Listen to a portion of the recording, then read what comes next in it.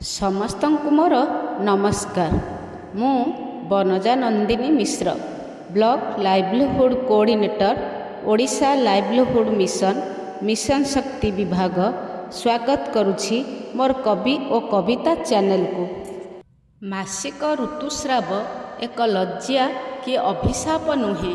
ଏହା ନାରୀ ଶରୀରର ଏକ ସ୍ୱାଭାବିକ, ପ୍ରାକୃତିକ ଏବଂ ଜୈବିକ ପ୍ରକ୍ରିୟା। ଏହା ନାରୀ ଜୀବନର ଏକ ବିଶେଷ ଅଂଶ। ଏହି ଋତୁସ୍ରାବ ବିନା ମା ହେବା ଏବଂ ସନ୍ତାନ ସୃଷ୍ଟି ହେବା ଅସମ୍ଭବ।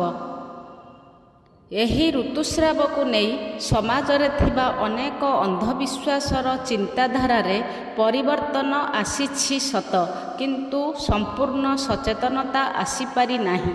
ଅସୁରକ୍ଷିତ ଋତୁସ୍ରାବ ଏବଂ ଋତୁସ୍ରାବର ଅବଧି ମଧ୍ୟରେ ସ୍ୱଚ୍ଛତାର ଅଭାବରୁ ମହିଳାମାନେ ଅନେକ ଗମ୍ଭୀର ସମସ୍ୟାର ସମ୍ମୁଖୀନ ହେବା ସହିତ ରୋଗର ଶିକାର ହେଉଛନ୍ତି। ଶିକ୍ଷିତ ହୋଇ ମଧ୍ୟ ଆଜି ବି ସଚେତନତାର ଅଭାବ ଯୋଗୁଁ ସମାଜର ମାନସିକତାରେ ପରିବର୍ତ୍ତନ ଆସୁନାହିଁ। ଋତୁସ୍ରାବକୁ ନେଇ ଆଜି ବି ମହିଳାମାନେ ଖୋଲାଖୋଲି କଥା ହେବା ପାଇଁ ସକ୍ଷମ ହୋଇପାରି ନାହାନ୍ତି।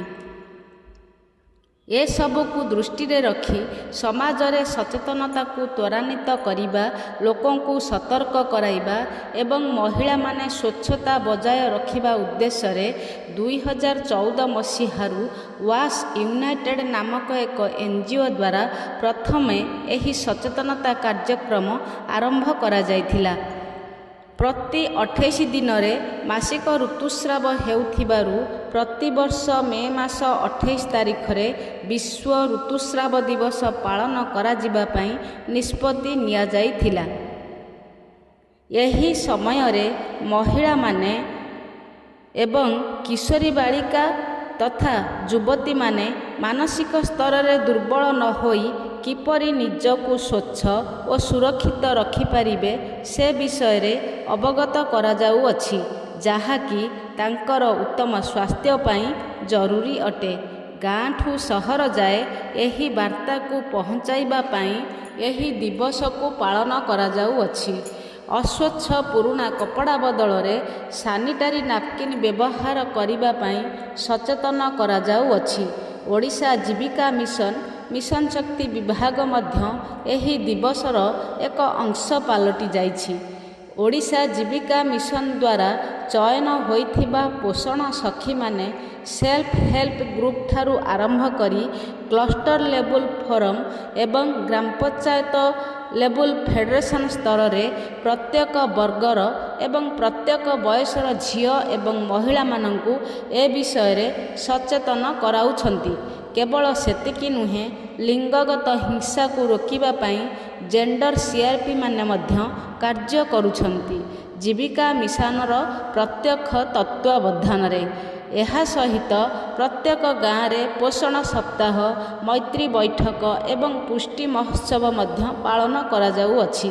ତେଣୁ ଆସନ୍ତୁ ଆମେ ସମସ୍ତେ ମିଳିମିଶି ଏକ ସୁସ୍ଥ ସମାଜ ଗଠନ କରିବା ପାଇଁ ସଂକଳ୍ପ ନେବା, ଯେଉଁଥିରେ କି ଉଭୟ ନାରୀ ଓ ପୁରୁଷଙ୍କ ଭୂମିକା ରହିଛି।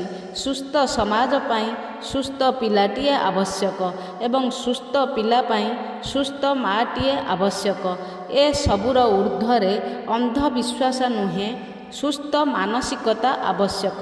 ତେବେ ଆସନ୍ତୁ ନା ନୀରବତାକୁ ଭାଙ୍ଗି ନିରାପଦ ଅଭ୍ୟାସ ପ୍ରତି ସଚେତନ ହୋଇ ଋତୁସ୍ରାବ ସମ୍ବନ୍ଧିତ ସ୍ୱଚ୍ଛତାକୁ ପ୍ରୋତ୍ସାହିତ କରି ପ୍ରତ୍ୟେକ ମହିଳା ଓ ଝିଅମାନଙ୍କ ମର୍ଯ୍ୟାଦା ଏବଂ ସମ୍ମାନକୁ ସୁନିଶ୍ଚିତ କରାଇବାକୁ ଆମେମାନେ ପ୍ରତିଜ୍ଞା କରିବା।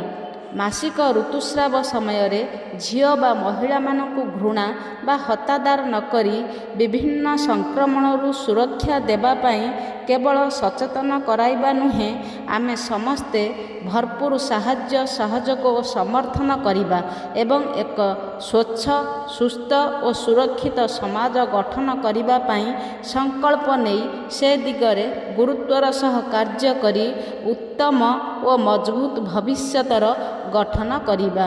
ଜୟ ଜଗନ୍ନାଥ। ଭାରତ ମାତା କି ଜୟ।